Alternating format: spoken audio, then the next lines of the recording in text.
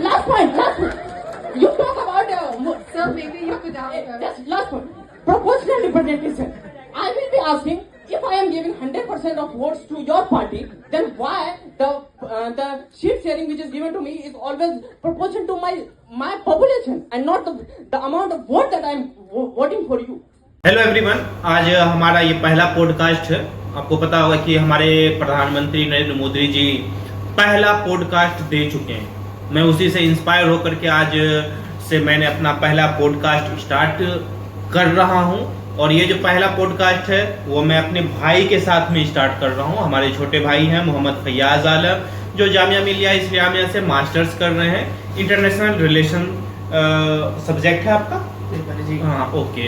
तो मैं इस वजह से स्टार्ट किया हूँ ये पहला पॉडकास्ट कि आने वाले दिनों में एक दिन मुझे उम्मीद है कि हमारे प्राइम मिनिस्टर जो होंगे वो हमें पॉडकास्ट जरूर देंगे। उसके अलावा जो हमारे राज्य के यानी बिहार राज्य के जो हमारे सीएम हैं और जो मंत्री हैं और उसके जितने भी संतरी होते हैं, जितने ऑफिसर्स हैं, वो जरूर पॉडकास्ट देंगे। और मैं आपकी आवाज़ बन करके मैं आपके बीच में आऊँगा और आपकी आवाज़ उन लोगों तक पहुंचाऊंगा। फिलहाल मैं जो अपने छोटे भाई के साथ में पहला पॉडकास्ट कर रहा हूं वो इस टॉपिक पे है कि इन्होंने कुछ दिनों पहले इनका एक वीडियो आया था जिसपे बहुत सारी प्रतिक्रियाएं आ रही, कई सारी प्रतिक्रियाएं, बहुत सारे लोगों ने अप्रिशिएट किया इनके उस एफर्ट को। तो वो मैं जानना चाहूँगा कि वो पूरा इंसिडेंट था क्या। तो सबसे पहले मैं आपका स्वागत करता हूँ अपने पहले पॉडकास्ट में। नहीं, शुक्रिया। मतलब ये तो पहला पॉडकास्ट में भाई के साथ होना है, ये अपने आप में बिल्कुल पहला पॉडकास्ट है और अपने भाई के साथ में कर रहा हूँ, छोटे बड़े भाई के बीच में हो रही है। ये एक हमारे लिए गौरव की बात है। मैं ये जानना चाहूँगा कि आपका जो वीडियो वायरल हो रहा है जिस पे प्रतिक्रियाएं लोगों की बहुत ज़्यादा आ रही है, तो वो वीडियो कहाँ का है? असल में वो जो वीडियो है वो एक बुक लॉन्च का है। अच्छा। और उस वो बुक लॉन्च एक जामिया के प्रोफेसर है मुजीबुर रहमान, उनके द्वारा लिखी गई है। शिकवाए हिंद से है। शिकवाए हिंद, हाँ, शिकवाए हिंद। अल्लामा इकबाल ने भी एक शिकवा लिखा था। हाँ, शिकवा मीन्स होता है अल्लामा इकबाल जी। अल्लामा इकबाल ने शिकवा खुदा से बेसिकली किया था। जी। तो जिसमें उसने कहा था कि शफ़े दहर से बातिल को मिटाया हमने, नौ इंसान को गुलामी से छुड़ाया हमने, तेरे काबे को ज़मीनों से बसाया हमने, तेरे कुरान को सीनों से लगाया हमने, और हमसे गिला है कि हम वफादार नहीं, तू भी तो दिलदार नहीं। अच्छा, हाँ, शिकवा क्या? ये शिकवा क्या, अल्लाह ताला से कंप्लेन किया और इस पे फतवे भी लगे उन पे। 1909 में इन्होंने लिखा था ये। 4 साल बाद एक जवाब आया। तो सेम लिखा, बस लास्ट में सीरा उन्होंने चेंज कर दिया। अच्छा। कि सफ़ाए दहर से बातिल को मिटाया किसने, ये जवाब में आया। सफ़ाए दहर से बातिल को मिटाया किसने, नौ इंसान को गुलामी से छुड़ाया किसने, मेरे काबे को ज़मीनों से बसाया किसने, मेरे कुरान के सीनों से लगाया किसने, थे तो वो आबा तुम्हारे ही मगर हाथ पे हाथ धरे तुम क्या हो मुंतज़िर फरदा हो, इस तरह से लाइन है। अच्छा। तो थे तो आबा वो तुम्हारे ही मगर तुम क्या हो, हाथ पर हाथ धरे मुंतज़िर फरदा हो। तो ये जवाब आया था। तो जिस तरीके से अल्लामा इकबाल ने उस वक्त बेसिकली खुदा से शिकायत किया था, ठीक उसी तरह से यहाँ पर मुजीबुर रहमान मुस्लिम के पॉलिटिकल कंडीशन को लेकर शिकवा कर रहे हैं, शिकवाए हिंद। तो हालांकि जो नाम है इसमें काफ़ी एम्बिगुअस है। तो उस प्रोग्राम में काफ़ी लोग थे, तो उसी प्रोग्राम का वो वीडियोस है। अच्छा, वही प्रोग्राम का वीडियो है। आपने बेसिकली सवाल जो पूछा था वो सवाल क्या था? वो सवाल मुझे आप हिंदी में समझाएंगे क्योंकि अंग्रेजी में था तो बहुत से लोगों को समझ में नहीं आया। अब बस आपके जो है एफर्ट को देख करके लोग तारीफ कर रहे हैं, बहुत से लोगों को समझ में भी नहीं आया लेकिन फिर भी वो तारीफ कर रहे थे आपके पूछने के अंदाज को देख करके कि आप किस तरीके से सवाल पूछने के लिए लड़ाई कर रहे थे। तो वो सवाल बेसिकली था क्या, वो मुझे समझाया। चूंकि मुस्लिम पॉलिटिकल रिप्रेजेंटेशन को लेकर वो प्रोग्राम था, बुक लॉन्च था, तो जाहिर सी बात है कि मेरा सवाल रेलिवेंट सवाल पूछना जो होता है वो मुस्लिम पॉलिटिकल रिप्रेजेंटेशन को लेकर होता है। तो उसमें कई सारी हस्तियां थी मौजूद थी। मुझे लगता है पहले उसका अच्छा, उसमें कौन सब लोग थे जो बड़े बड़े लोग थे, वो कौन लोग थे पहले उनके बारे में आप बताएं, उसके बाद बताएंगे। हाँ, तो उसमें नामचीन हस्ती है शामिल। असदुद्दीन ओवैसी जो कि दुनिया जानती है आपको। हाँ, असदुद्दीन ओवैसी जो पार्लियामेंट के सांसद हैं और हैं। पूरे भारत में ही नहीं पूरी दुनिया में उसको लोग जानते हैं, और खास करके वो मुस्लिम इन्फ्लुएंसर है, उनकी बात को लोग मानते हैं, बहुत सारे लोग मानते हैं, उनकी बातों पे चलते हैं। खास करके वो जब टीवी डिबेट में आते हैं तो टीवी डिबेट की रेटिंग जो है हाई हो जाती है, क्योंकि उनको लोग को सुनना पसंद करते हैं।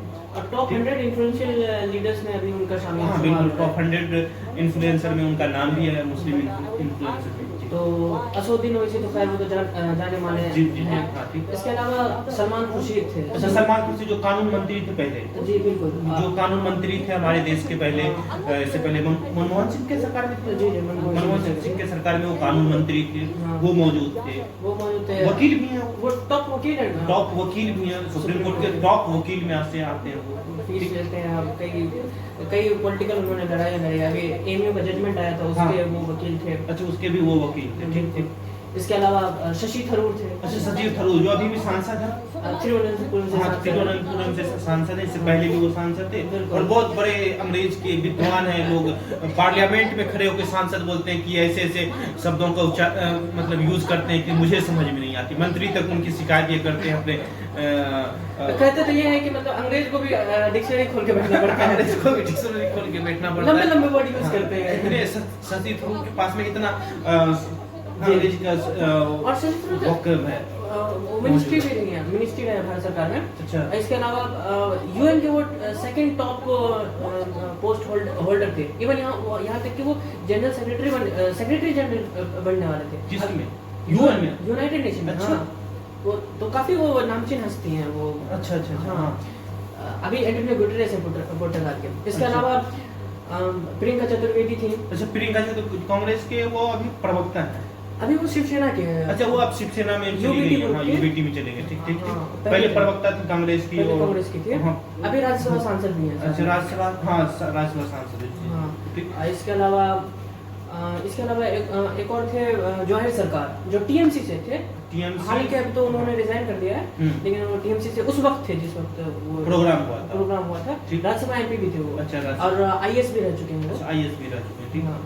तो ये सारे नामचीन हस्ती। अच्छा, ये सारे नामचीन हस्ती वहाँ पे मौजूद थे, उस प्रोग्राम में मौजूद थे, उस मंच पे मौजूद थे, जिस समय हमारे भाई जो है फैयाज आलम सवाल पूछ रहे थे।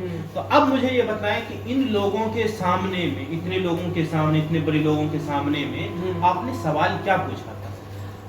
जैसे मैंने पहले भी बताया कि चूंकि मुस्लिम पॉलिटिकल रिप्रेजेंटेशन से रिलेटेड बुक था, तो मुझे भी वही पूछना था। खैर अगर नहीं भी होता तो शायद मैं, अगर असदुद्दीन ओवैसी रहता तो मैं, या फिर दूसरे लीडर रहते तो मैं वही पूछता, क्योंकि ये बर्निंग इशू है, बर्निंग टॉपिक है, और लगातार इस सवाल को निगलेक्ट किया गया है।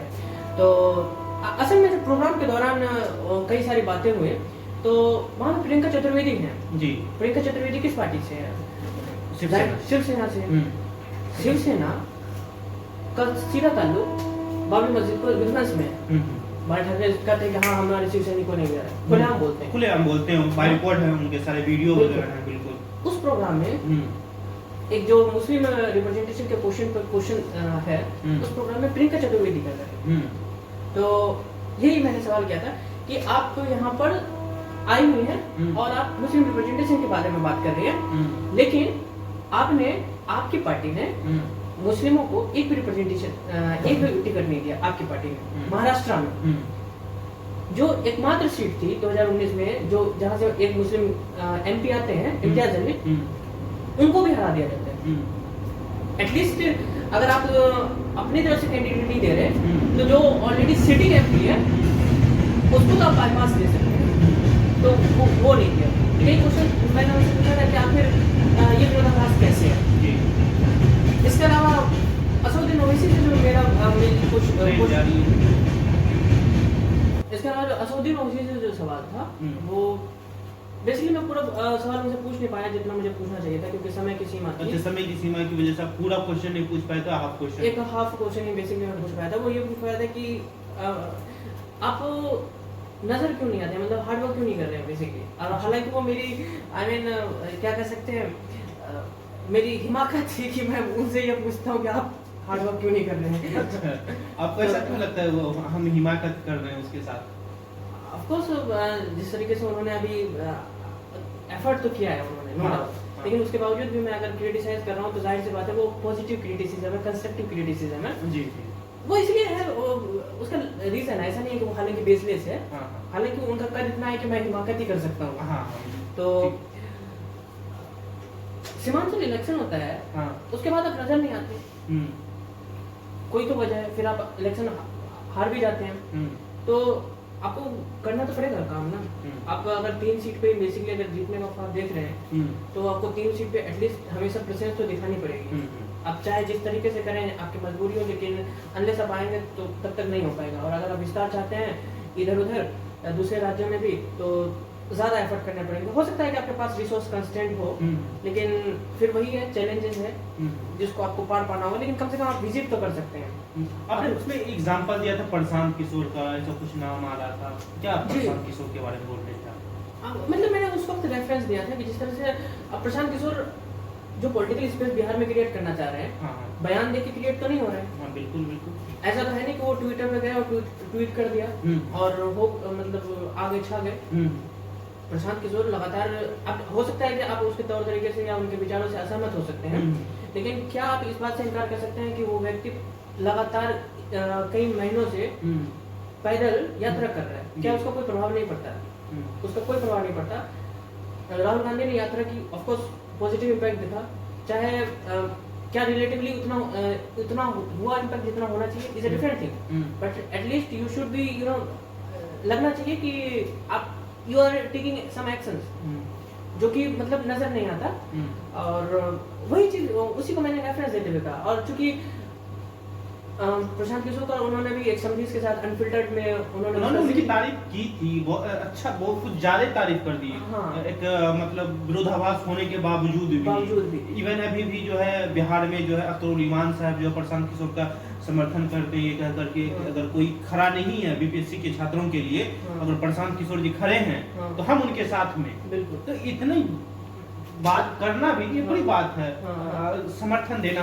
हम तो कई बार लोगों से बातचीत करते हैं तो वो तो बिल्कुल मुझे तो दूसरे एंगल से देखते हैं कि तो प्रशांत किशोर जी के टीम के लोग हैं, लेकिन ऐसे ही हुआ था। जब मैंने सवाल पूछा था तो मेरे पीछे से लोगों ने कहा कि प्रशांत किशोर का आदमी। अच्छा, उनको ऐसा लगा कि ये प्रशांत किशोर का आदमी और यहाँ पे आकर के ये सवाल पूछ रहा है। एग्जैक्टली, हाँ, क्योंकि मैं जब पूछ रहा था तो मेरे से पीछे से आवाज आई थी। अच्छा, तो मैंने वो सुन लिया था। खैर मैंने ध्यान नहीं दिया, इग्नोर करना चाहिए वहाँ। हाँ हाँ हाँ, बिल्कुल। तो खैर मैंने इसीलिए उसका रेफरेंस दिया था प्रशांत किशोर का। हाँ। और इसके अलावा जो और भी जो क्वेश्चन थे, क्योंकि समय की सीमा थी तो मैं कई बार वो लगातार मना कर रहे थे। हाँ, अब मैं दिख रहा था वीडियो में कि आप लोग उनसे रिक्वेस्ट कर रहे हैं कि बस लास्ट क्वेश्चन। जी जी जी। तो जो मैंने लास्ट क्वेश्चन पूछा था, अब चूंकि मनोज झा भी आए थे, मैं माफी चाहता हूँ, मनोज झा का भूल हाँ, गया। उसका नाम राजद के जो हैं हाँ। एमपी हैं, राज्यसभा एमपी, हाँ। इनका नाम भूल गए थे बिल्कुल। प्रोफेसर है वो, प्रोफेसर भी हैं, काफी अच्छे डीन में, हैं। हाँ डीन में पढ़ाते हैं। तो और उनका पीएचडी भागलपुर दंगे पे ही है। अच्छा, पीएचडी भागलपुर दंगे पे है उनका। हाँ। अच्छा अच्छा अच्छा। तो उन्होंने भी कुछ रेफरेंस दिया था, तो बेसिकली मेरा कुछ उनसे भी सवाल था, हालांकि वो उस वक्त तक चले गए थे। हाँ। लेकिन चले गए थे तो मैं वहाँ था, तो मैं अपना टाइम खराब करने तो आया नहीं था। तो मैं पॉइंट आउट तो करूंगा ही ना, ऑडियंस है, उनको मालूम तो होना चाहिए। बिहार में लाइक यादव जो है, यादव और मुस्लिम का समीकरण बनता है, जिसके दम पे हमेशा से आरजेडी की नजर रहती है, बेसिकली उसी के बेस पे वो इलेक्शन लड़ते हैं। लेकिन ऐसा क्यों होता है कि जो भी सीट है मुस्लिम डोमिनेटेड सीट है, वहाँ पे मुस्लिम को दे दिया जाता है, लेकिन यादव डोमिनेटेड सीट पे मुस्लिम कैंडिडेट नहीं जीत पाते, क्योंकि वो उनको वोट नहीं करते। वोट नहीं करते। हाँ, तो एग्जाम्पल जाहिर सी बात है मधुबनी है, कई सारी सीट हैं ऐसे, कई सारी सीट है। तो मैंने वही रेफरेंस दिया था। अनफॉर्चुनेटली वो मौजूद नहीं थे तो वो जवाब भी नहीं देते, लेकिन मैंने जिसमें आप सवाल पूछे तो उस समय मनोज झा जी निकल चुके थे वहाँ। निकल चुके थे। अच्छा, मौजूद थे, लेकिन जिस समय सवाल पूछे उस समय वो वहाँ से निकल चुके थे, जिसकी वजह से उसकी प्रतिक्रिया नहीं आ सकी। हाँ ठीक। इसके अलावा लेकिन हाँ, मुझे याद है कि जिस वक्त मैंने वो सवाल पूछा था तो शशि थरूर मुझे देख रहे थे, मतलब मेरी नजर उन पे गई थी, तो बड़ा मुझे अच्छा लगा था कि मतलब वो लगातार ऐसे करके देख रहे थे। अगर आप वीडियो देखेंगे तो वो नजर आएगा, अब पता नहीं अच्छा, उधर हुआ है कि नहीं, वो हाँ। ऐसे करके देख रहे हैं तो नहीं वो दिख रहा था। हाँ। बड़े गौर से सभी सुन रहे थे, जितने भी पैनलिस्ट थे जब भी हाँ। सारे बड़े गौर से सुन रहे थे। और हाँ। आपकी जो है ना एक तरह से वो अंदर से तारीफ कर रहे थे आपके एफर्ट को, कि चलो एक बंदा जो है खड़े होकर के और इतने एफर्ट के साथ में सवाल पूछ रहा हाँ, है। बिल्कुल। जी जवाहर सरकार जो मेरा लास्ट क्वेश्चन था, जिसमें मैं बोल रहा हूँ कि लास्ट क्वेश्चन जी जी जी। तो वो जवाहर सरकार से था। तो बेसिकली वो ये था कि उन्होंने जब टॉक चल रहा था, बातचीत हो रही थी, तो उन्होंने एक रेफरेंस दिया था कि टीएमसी जो है हाँ। उन्होंने सबसे ज्यादा मुस्लिम कैंडिडेट दिए इस लोकसभा 2024 के। अच्छा उनका ये कहना था टीएमसी सबसे ज्यादा लोकसभा में टिकट दिए मुस्लिम्स को। ठीक ठीक। कितने दिए थे ये नंबर पता? मुझे तो मालूम नहीं है, 42 है। हाँ लेकिन जाहिर सी बात है कि 30% और मुस्लिम्स हैं। जी। तो मैं वही निकालना चाहूंगा ना कि वो कितने परसेंटेज ज्यादा दिए मेरा हैं। ख्याल है 4 से 5 सीट उन्होंने दी होगी। 4 से 5 सीट दिए हैं। अरे मुझे अच्छा वो तो देखना पड़ेगा, देखने के बाद ही पता चलेगा। हाँ। लेकिन वो जो है लेकिन कम से कम 1/3 तो बनता है ना। 50% वोट उनके पास में जाता है। हम्म। अगर आप चुनाव जीत करके आ रहे हैं डेट मीन की 50% से ज्यादा आप मुसलमानों का वोट लेते हैं हम्म। और फिर टिकट 50% क्यों नहीं देते? मेरा उस बात पे नहीं है कि उसका टोटल पॉपुलेशन में क्या पॉपुलेशन है, नहीं, आपको जो वोट मिलता है उसमें से आप कितने लोगों को टिकट दे रहे हैं वो मैं देखता हूँ। मेरा एंगल देखने का दूसरा है बिल्कुल फिलहाल। बिल्कुल। हाँ वही मैंने भी सवाल किया था कि जी। अगर मैं जैसे अभी बिहार में देख लीजिए, बीजेपी एक भी सीट नहीं देती। अब बीजेपी जब नहीं देती है तो जाहिर सी बात है जितने भी मुसलमान है अप्रोक्स लगभग नॉन बीजेपी के पास जाते हैं। तब नॉन बीजेपी वाले से तो सवाल ये होगा ना कि भाई आपको हम सत्ता बनाने के लिए हम अपना पूरा का पूरा समर्थन देते हैं, तो जब आप सत्ता में आ जाते हैं तो मुझे क्या देते हैं, या जब आप चुनाव टिकट बांट रहे होते हैं तो फिर मुझे कितना टिकट दे रहे हैं? क्या हमें 50% से 60% टिकट मिल रहा है? नहीं मिल रहा है। इवन कि उनके पॉपुलेशन के अकॉर्डिंग भी नहीं मिल पा रहा है। तो एक साइड से हमें कोई एक टिकट भी नहीं दे रहा है और एक साइड से जिधर से हम 100% अपना वोट दे रहे हैं 100%, वहां पे मुझे कुछ भी नहीं मिल रहा। यही मेरा क्वेश्चन। और ना उनके पास में फ्रीडम होता है सवाल करने का, ना उनके पास में काम करने का फ्रीडम होता है। वो एक तरह से गुलाम बन करके काम पार्टी करते लाइन हैं। पे ये हाँ। रहते हैं और पार्टी लाइन पे फिर मतलब बॉन्डेड लेवल है, हाँ। बॉन्डेड वोट है ये मुस्लिम्स का, अल्टीमेटली मिलना ही है। मिलना भी ही मिलना है। हाँ। इवन कि जाते भी नहीं मांगने के लिए, तो वोट मांगने के लिए भी नहीं जाते, मिलने के लिए नहीं जाते किसी से। बिल्कुल। जानते हैं कि ये तो बीजेपी को देंगे नहीं हाँ। और जाहिर सी बात मुझे ही देंगे। हाँ। इसलिए तो एक मुस्लिम का पॉलिटिकल अल्टरनेटिव होना बहुत जरूरी हम है। इस बात को मानते हैं कि मुस्लिम पॉलिटिकल अल्टरनेटिव होना बहुत ज्यादा जरूरी है। मुझे लगता है नेसेसरी है, मतलब जैसे- Necessary है। हाँ मतलब क्यों नहीं होना चाहिए? इसका और क्या अल्टरनेटिव क्या, किसको मानते हैं आप? अब जाहिर सी बात है, मतलब ओवैसी काफी अच्छा काम कर रहे हैं इसमें। हाँ अगर मान लेता हूँ ओवैसी नहीं तो कोई तो हो। ओवैसी कोई तो और अच्छा ना देखो जब मतलब इतने सारे वक्ता जिनके पास में है, ओवैसी जैसा वक्ता है जो पार्लियामेंट में बोलते हैं, जो सारे टीवी जो है उसको लाइव दिखाते हैं, जबकि उनसे बड़े बड़े मंत्री संतरी बोल रहे होते हैं तो उनकी लाइव नहीं चलती है। लेकिन असदुद्दीन ओवैसी साहब जब पार्लियामेंट में किसी बिल के खिलाफ में या किसी बिल के समर्थन में बोलते हैं तो पूरी मीडिया उसको दिखाती है, और जब मीडिया दिखाती है तो उसपे रैंक जो होता है वो सबका जो है बढ़ जाता है, व्यूअर्स बढ़ जाते हैं।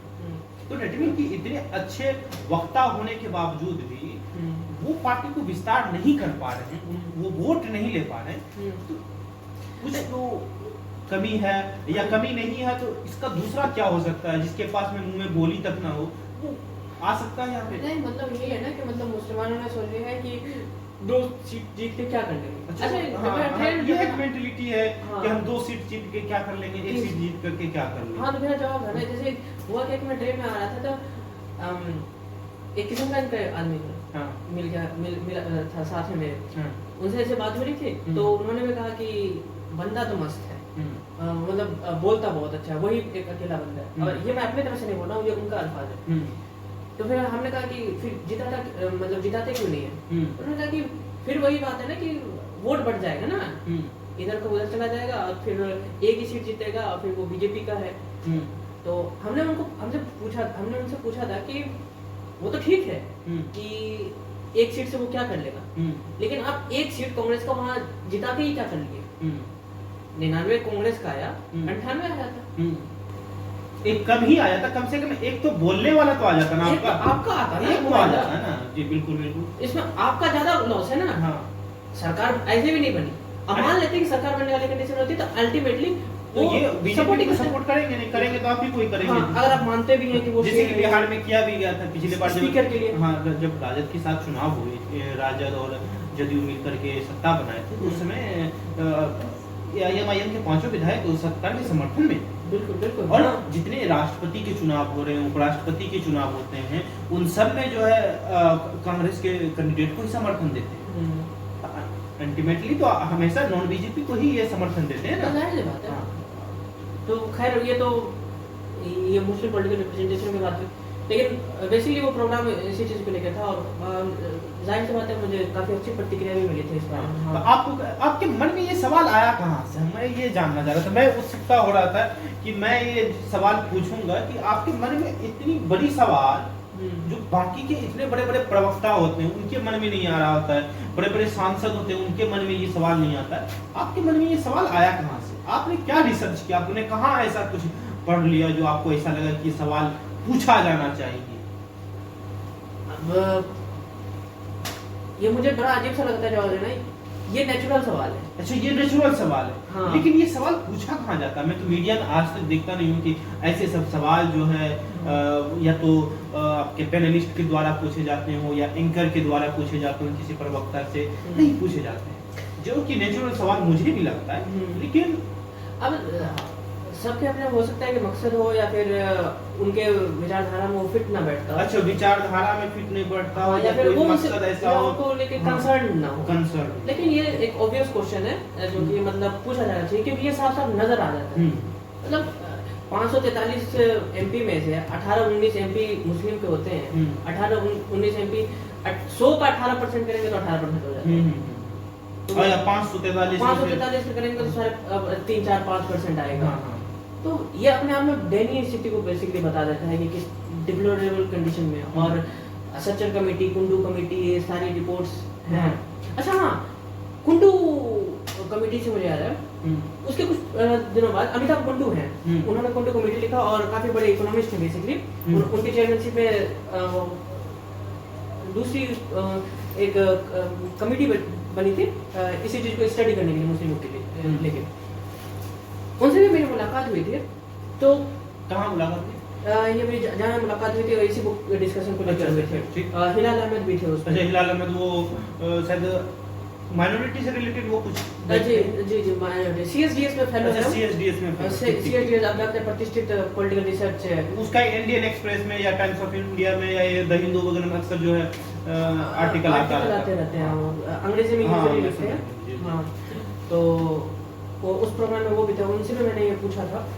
तो कुंडू कमेटी से जब मैंने आई मीन कुंडू कमेटी नहीं, अमिताभ कुंडू सर से अगर जो मैं इनफॉर्मली बात किया था, तो उन्होंने कहा था अच्छा आप मुझे बताइए कि अगर क्या कहते हैं ये बुक लॉन्च 2024 को इलेक्शन से पहले होता तो ये सारे जो लोग आए थे ये सारे आ जाते, ये सारे मींस जो पैनलिस्ट थे। अच्छा, तो उन्होंने कहा ये सारे लोग डरे हुए थे, कोई नहीं आ सकता था 2024 इलेक्शन से पहले। हाँ। वही लोग जो बुक लॉन्च में आए थे, हाँ। किसके बुक लॉन्च में आए थे? मुस्लिम क्वेश्चन पे आए थे। ठीक। क्या यही लोग मुस्लिम क्वेश्चन पे इलेक्शन से पहले आ जाते? कोई नहीं आता, सब बीजेपी से डरे हुए थे, वोट बैंक। अच्छा, BJP.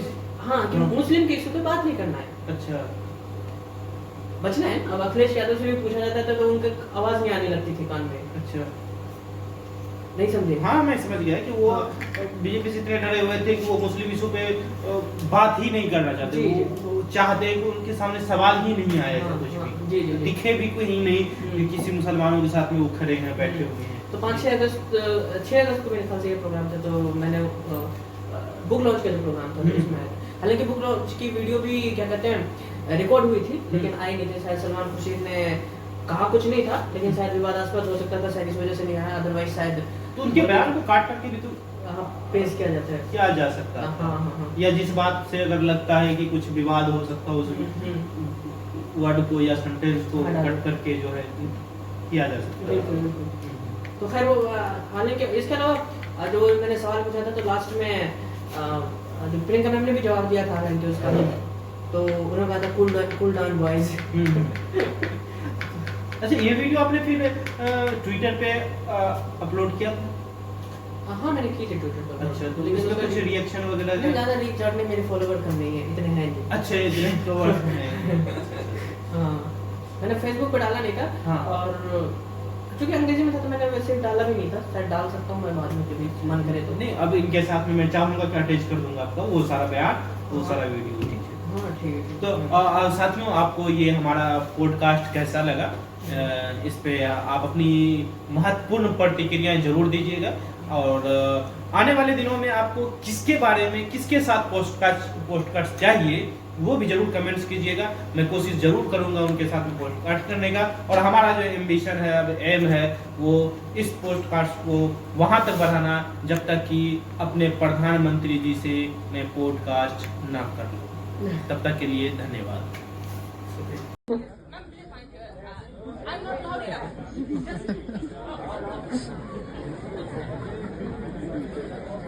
Thank you so much. My name is Fayaz. I will be asking you. I'm asking questions to first Priyanka ma'am and then to Oasis sir. Ma'am, you are here and you are talking about the Muslim representation. So your party has not given any tickets to Muslims, neither your coalition in the Maharashtra. India really lost, and people claim, people say that it was beating. Oasis sir is always accused of it. So do you promise right now that you will take this issue in your party and will try to give Muslim ticket? And to Oasis sir, I am admirer of you and I am very excited that I am asking this question to you. But I have a concern that why don't you work on the ground? Like in Bihar, I come from Bhagalpur. I want to work for this, and but still I do not think any organization like Prashant Kishore, the way he is working on the ground, it impacts the mind. And Manoj sir was not here, but I would have asked him why Muslims vote, but why the Yadavs don't vote on those seats where Muslims gives 100%, almost 95% of his votes, but not Yadavs, where the candidate is a Yadav, not a Muslim. And my example would be Madhubani, where there is I think 5 lakh Muslim voter and 3 lakh. That's okay. So the last question, Johari Sarkar also had gone. He's gone now. Yes, just to make a point. Could we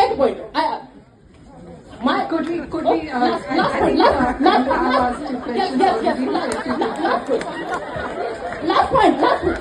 You talk about Sir, maybe you could answer. just last point. Proportional representation. I will be asking, if I am giving 100% of votes to your party, then why the seat sharing which is given to me is always proportional to my population and not the amount of vote that I am voting for you?